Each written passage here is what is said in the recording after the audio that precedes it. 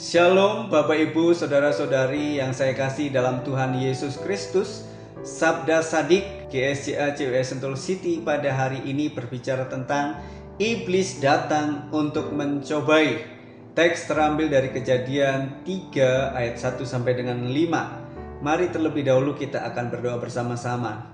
Bapa, kami mengucap syukur buat kesempatan hari ini. Kami mau belajar kebenaran firman-Mu, mendasari segala sesuatu dengan kebenaran firman-Mu, karena tanpa Engkau kami tidak dapat berbuat apa-apa.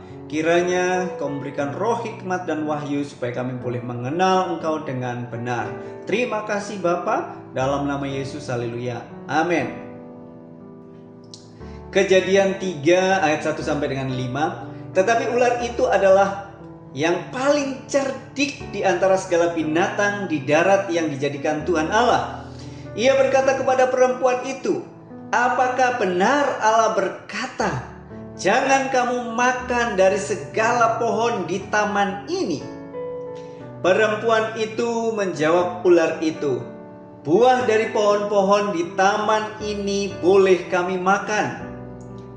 Tetapi tentang buah pohon yang ada di tengah-tengah taman, Allah berkata, 'Jangan kamu makan atau raba buahnya, supaya kamu jangan mati.'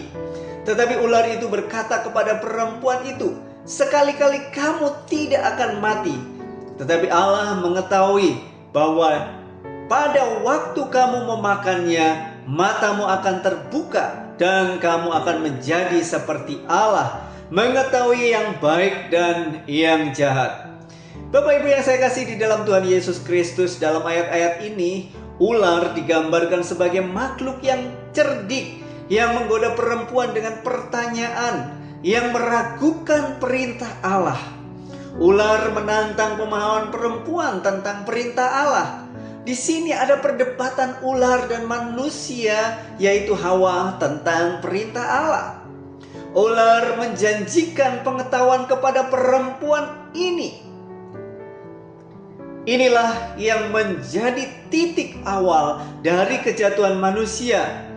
Hal ini menunjukkan bagaimana seringkali godaan itu datang dengan janji-janji yang menggoda. Dalam ayat-ayat ini juga mengajak kita untuk merenungkan pentingnya mendengarkan firman Tuhan dan juga waspada terhadap godaan-godaan yang dapat menyesatkan kita dari kebenaran. Kalau kita tahu yang asli, kita pasti bisa membedakan ketika yang palsu itu datang. Di dalam Yohanes 8 ayat yang ke-44, di sana dikatakan bahwa iblis adalah bapa segala dusta. Iblis memiliki berbagai macam cara untuk mencobai manusia. Kalau kita melihat di dalam ayat-ayat ini, iblis menanamkan keraguan. Iblis seringkali mulai dengan menanamkan keraguan terhadap firman Allah, sama seperti yang kita lihat di dalam Kejadian 3 ayat 1. Ketika ular bertanya kepada perempuan, "Apakah benar Allah berkata, 'Jangan kamu makan dari segala pohon di taman ini'?" Iblis menawarkan kebohongan. Iblis dapat menyesatkan kita dengan menawarkan kebohongan-kebohongan yang tampaknya menarik dan menguntungkan. Di dalam Kejadian 3 ayat 4 sampai dengan 5, ia berkata, "Sekali-kali kamu tidak akan mati," dan menjanjikan pengetahuan, seolah-olah pengetahuan itu baik untuk manusia. Dan yang selanjutnya, iblis memprovokasi keinginan daging. Iblis seringkali menggoda melalui keinginan daging dan kesenangan duniawi, yang dapat kita lihat di dalam 1 Yohanes 2 ayat 16. "Sebab semua yang ada di dalam dunia, yaitu keinginan daging dan keinginan mata dan keangkuhan hidup, bukanlah berasal dari Bapa, melainkan dari dunia." Oleh karena itu, bagaimana langkah-langkah kita menghadapi cobaan iblis yang datang silih berganti? Yang pertama, berpegang pada firman Tuhan. Kita harus selalu ingat dan mengandalkan firman Tuhan. Yesus sendiri mengatasi godaan iblis dengan mengutip firman Tuhan.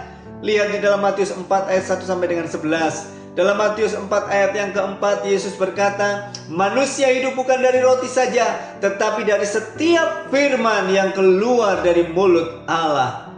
Yang kedua, berdoa dan berjaga-jaga. Dalam Markus 14 ayat 38, Yesus mengingatkan murid-muridnya untuk berjaga-jaga dan berdoa agar tidak jatuh ke dalam pencobaan. Doa adalah senjata yang kuat dalam menghadapi pencobaan ataupun godaan. Yang ketiga, kita perlu menjaga komunitas iman kita. Berada dalam komunitas yang saling mendukung, saling mendoakan, itu akan memperkuat iman kita. Ibrani 10 ayat 24 sampai dengan 25 mengingatkan kita untuk saling memperhatikan dan tidak menjauhkan diri dari pertemuan-pertemuan ibadah kita.